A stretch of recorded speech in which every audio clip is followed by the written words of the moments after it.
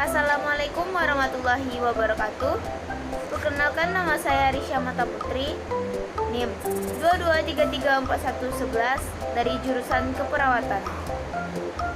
Baiklah, di sini saya akan menjelaskan tentang ejaan bahasa Indonesia. Ada beberapa bagian dari ejaan bahasa Indonesia, yaitu yang pertama, konsep ejaan bahasa Indonesia. Ejaan bahasa Indonesia merupakan aturan atau pedoman dalam penulisan berbahasa Indonesia.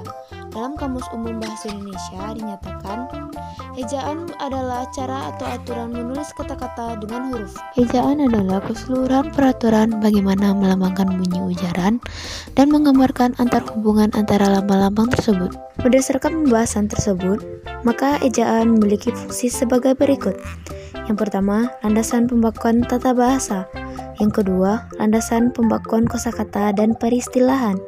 Yang ketiga, alat penyaringan masuknya unsur-unsur bahasa lain ke dalam bahasa Indonesia. Selain fungsi yang telah disebutkan di atas, ejaan berfungsi secara praktis untuk membantu pemahaman pembaca di dalam mencerna informasi yang telah disampaikan secara tertulis. Dalam hal ini, fungsi praktis ejaan dapat dicapai jika segala ketentuan yang terdapat di dalam kaidah telah diterapkan dengan baik. Yang kedua, sejarah dan perkembangan ejaan bahasa Indonesia. Ejaan yang menjadi aturan dan pedoman dalam menulis telah mengalami beberapa kali perkembangan dan perubahan. Sebelum ditetapkan menjadi pedoman umum, ejaan bahasa Indonesia yang digunakan sebagai acuan penulisan bahasa Indonesia pada saat ini. Beberapa perubahan ejaan terjadi di Indonesia, yaitu A. Ejaan Van op Husein. Ejaan ini ditetapkan pada tahun 1901. Ejaan ini menitikberatkan penggunaan ejaan bahasa Melayu dengan huruf Latin. Beberapa aturan yang ditetapkan dalam ejaan ini mencakup B. Ejaan Suwandi. Pada tanggal 19 Maret 1947, M.R. Suwandi yang menjabat sebagai Menteri Pengajaran, Pendidikan dan Kebudayaan Republik Indonesia melalui putusan Menteri Pengajaran Pendidikan dan Kebudayaan membuat pedoman tentang perubahan ejaan baru yang dikenal dengan nama Ejaan Republik, menggantikan ejaan sebelumnya. Ejaan ini menitik beratkan pada perubahan-perubahan bahasa atau perubahan terhadap ejaan Van op Husein. Perubahan ini dilakukan mencakup yaitu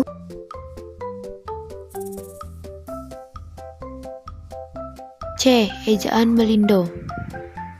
Ejaan Melindo merupakan perumusan ejaan Melayu dan Indonesia yang terjadi pada Kongres Bahasa Indonesia tahun 1954 di Medan. Rapat tersebut menghasilkan konsep bersama bahwa bunyi bahasa dilambangkan dengan satu huruf.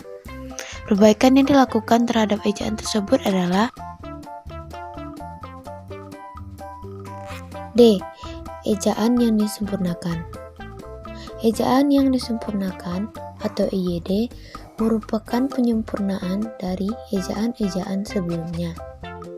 EYD diresmikan pada saat pidato kenegaraan memperingati HUT kemerdekaan RI ke-27 17 Agustus 1997. Ruang lingkup EYD mencakup 5 aspek, yaitu pemakaian huruf, penulisan kata, penulisan unsur serapan, dan pemakaian tanda baca. Pada ejaan yang disempurnakan, ada beberapa perubahan ejaan dari sebelumnya, yaitu